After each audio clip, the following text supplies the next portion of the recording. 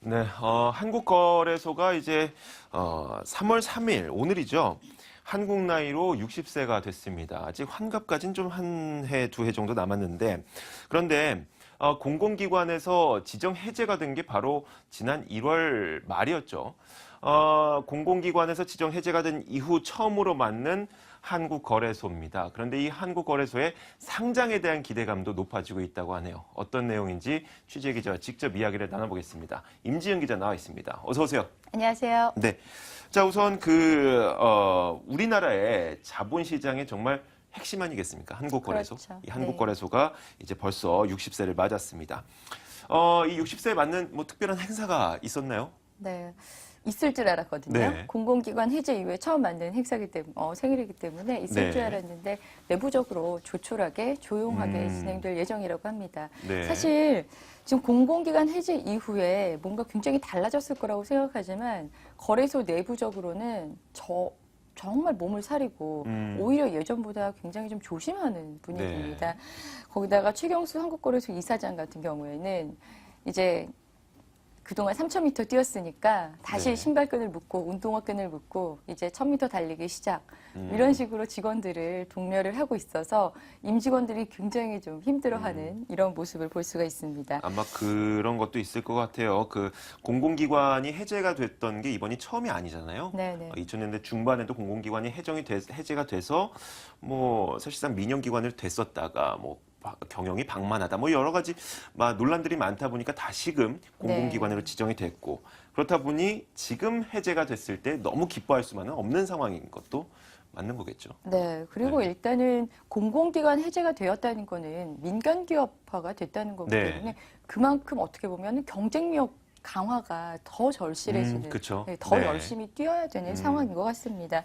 제가 아는 이제 거래소 관계자는 이제 네. 아예 운동화를 신고 출근해야 되겠다고 아. 이렇게 말씀을 하실 정도로 네. 굉장히 내부적으로는 좀 빡빡한 분위기고 예산도 작년에 짜놓은 예산, 좀 긴축 예산을 쓰고 있기 때문에 전혀 지금 달라지는 거는 없다고 합니다. 네. 실질적으로 이제 뭐 내년 같은 경우에는 환갑이기 때문에 정말 좀 의미가 있죠. 네. 네. 자본시장 60년 그걸 좀 정리하는 행사를 대내외적으로 좀 준비를 할 거라고 얘기를 하고 있습니다. 네, 알겠습니다.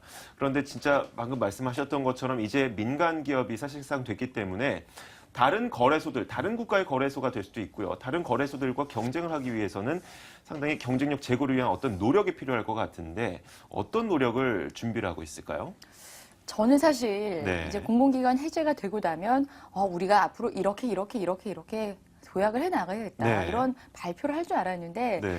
굉장히 이 경쟁력 강화 측면에서도 시장 본연의 그 역할에 충실하겠다. 네. 일단은 그동안의 글로벌 거래소들이 이제 우리 한국 거래소가 공공기관 이 발목 붙잡혀 있는 동안에 네. 굉장히 많이 이제 컸습니다. 소위 말해서 컸는데 그걸 이제 좀 따라잡기 위해서는 시장 활성화, 이 덩치 키우기가 중요하고 그걸 위해서 공급과 수요 측면에서 지금 투트랙으로 자본시장 활성화를 일단 도모한다는 계획인데요. 네. 공급 측면에서는 올해 170여 개의 신규 상장을 목표로 하고 있습니다. 이를 위해서 상장 심사 절차를 좀 간소화하거나 공시 부담을 줄이는 뭐 이런 것들 이제 상장 부담을 좀 줄이는 이러한 방식들을 채택하고 있고요. 네. 또 상장을 위한 이제 상장하고 싶어하는 기업들도 있고 또 이 정도 기업이면은 상장해도 되겠다 이런 기업들한테는 상장 유치부라는 것들을 작년에 새로 만들었습니다. 상장 유치부를 새로 만들어서 네. 직접 찾아가서 상장을 어떻게 하면 되고 이렇게 절차 같은 것들을 설명하는 이런 이제 작업들을 거래소에서 하고 있습니다. 사실 예전 거래소 같으면 좀 생각하기 어려운 그쵸. 그런 상황인데 네. 작년부터 거래소가 많이 이제 변화된 모습으로 상장 유치 작업을 굉장히 열심히 펼치고 있습니다. 네. 이게 이제 공급 측면이죠. 어떻게 보면은 그쵸. 170여 개 기업, 작년에 한 100여 개 정도의 상장을 했다면 네. 올해 170여 개 기업을 상장시켜서 공급을 좀 늘리고 공급이 늘어나면 수요도 늘어나는 늘려내야 되지 않겠습니까? 네, 그렇죠. 예, 수요는 어떻게 늘리냐? 일단 각 본부에 마케팅 본부를 다 신설을 했습니다. 그리고 특히 파생시장 같은 경우에 많이 죽었기 때문에 파생시장은 마케팅 부서를 아예 따로 만들어서 네. 국내외 기관 투자자들을 적극적으로 유치하려고 하고 있고 이를 위해서 또 금융당국에 기관 투자자 유치를 위한 좀 네. 도움을 요청하기도 하고 이러한 투트랙 전략을 쓰고 있다고 합니다. 알겠습니다. 한국거래소가 더 잘 나아가기 위해서는 방금 말씀하셨던 것처럼 상장의 활성화도 있어야 될 것 같고 기업들의 투자 자금 유치도 상당히 중요할 것 같은데 이런 것들을 할 수 있는 또 다른 방안이 바로 상장 아니겠습니까? IPO. 이에 따라서 한국거래소도 상장을 해야 된다라는 목소리도 높아지고 있는 것 같아요. 자, 이에 대해서 좀 실질적인 내부의 움직임이 있습니까? 있어야 될 것 같은데 네. 이것도 다 오늘은 반전이네요. 있어야 네. 될 것 같은데 아직까지는 한국거래소가 상장을 하려면 일단 기업 가치를 높여야 되잖아요. 지금은 일단은 기업 가치를 높일 때라고 생각을 하는 것 같고요. 일단 시장을 키운 다음에 생각해 볼 문제다. 이렇게 선을 긋고 있습니다. 뭐 고위 관계자 제가 인터뷰를 했었는데 네. 공공기관 해제의 의미는 네. 거래소의 본연의 기능, 즉 상장 유치와 매매거래 활성화 등에 충실할 수 있는 환경이 마련된 것이다. 이렇게 이제 확대 해석을 경계하는 모습을 보였습니다. 그만큼 굉장히 좀 조심하는 모습입니다. 내부적으로 어떻게 거래소가 변화하고 발전해 나가는지 보는 눈들이 많기 때문에 거래소도 고민이 깊은 것으로 알고 있습니다. 그런데 이 IPO가 필요하다라고 얘기하는 분들이 많은 이유와 네. 만약에 진짜 IPO를 하게 됐을 때 얻게 되는 거래소의 효과라고 할까요? 그런 것들은 뭐가 있죠?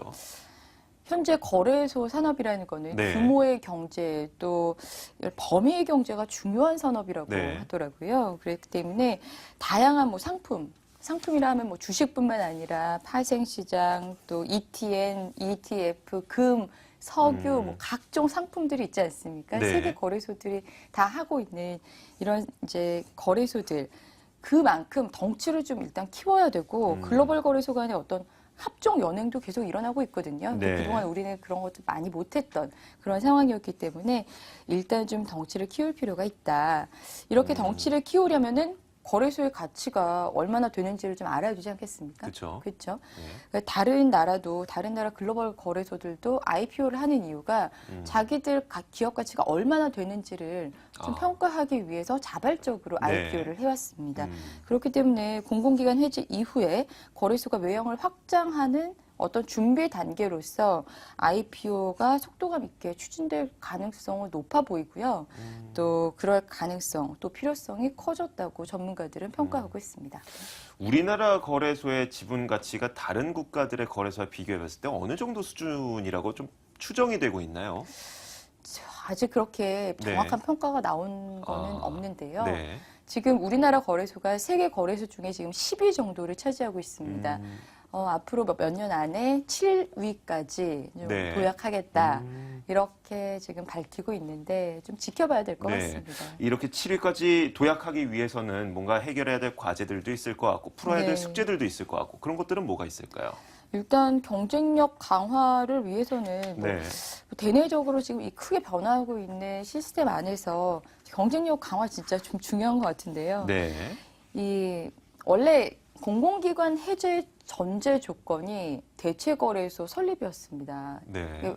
원래 공공기관이라 함은 네. 이게 독점이기 때문에 공공기관이 됐거든요. 네. 근데 물론 이제 방만경영 뭐 이런 것도 다 네. 포함이 됐지만 자본시장 개정법 안에 이제 대체거래소를 설립할 수 있게 됨으로써 네. 공공기관 이제 독점이라는 어떤 요소가 해소가 된 거죠. 근데 실질적으로 뭐가 바뀐 게 있습니까?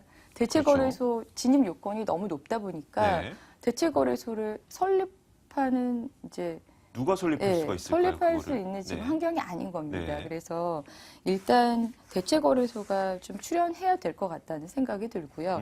대체거래소가 출연하게 되면 그만큼 대내적으로 경쟁을 하게 되고 그렇죠. 네, 경쟁을 할 수밖에 없는 그런 상황이 될 겁니다. 그에 대한 준비를 좀 거래소도 하고 있을 거라고 생각을 하고요. 또 하나 글로벌 거래소들끼리의 경쟁도 이제 훨씬 더 높은 수준으로 이루어지고 있기 때문에 네. 어떤 글로벌 거래소 간의 어떤 전략적 제휴라든지 M&A라든지 이런 것들을 좀 계속 유연하게 할 필요가 있을 것 같습니다. 네, 알겠습니다. 자, 사실 한국거래소에서 직접 일을 하고 현장에서 발로 직접 뛰시는 분들한테 좀 미안한 이야기이긴 하지만 정말 그 한국거래소에도 열심히 일하시는 분들 많습니다. 하지만 그런 가운데서도 전체적으로 봤을 때 방만 경영이다 혹은 신의 직장이다라는 이야기가 나올 정도로 좀 오명을 갖고 있었던 부분도 있었거든요. 이런 부분을 해결하기 위한 어떤 노력은 어떤 게 있을까요? 그러게요. 이제 제가 출입하면서 거래소 분들을 만나보면 네. 방만의 방자도 정말 듣기 싫어할 정도로 그렇죠. 방만 네. 경영의 노이로제를 갖고 계신데 네. 그럼에도 이제 전문가들은 앞으로 거래소가 도약하기 위해서는 경영 효율화와 구조조정 뭐 이런 것들이 계속 진행돼야 뭐 발전이 있지 않겠느냐 이렇게 평가하고 있습니다. 네. 여기서 황세훈 자본시장연구원 실장 말씀 들어보도록 하겠습니다.